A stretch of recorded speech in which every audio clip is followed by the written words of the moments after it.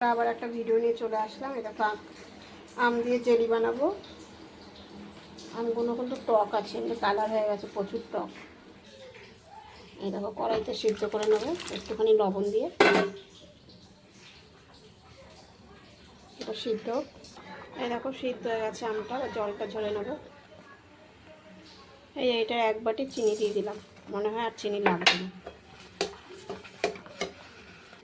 এই দেখো বন্ধুরা অনেকটা হয়ে এসছে, আর একটু হবে। আর তোমরা যদি যখনই করবে এটা ঢেকে নেবে, গায়ে প্রচুর ছেটে।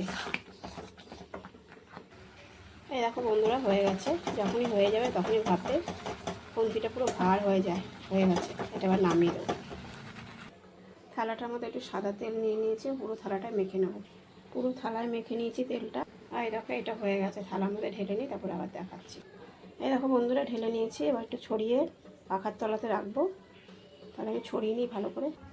এই দেখো বন্ধুরা এগুলো সরাতে পারলাম না, থালার মধ্যে পুরো আটকে গেছে। এখন পাখার তলায় রেখে আসি। এই দেখো বন্ধুরা এটা হয়ে গেছে।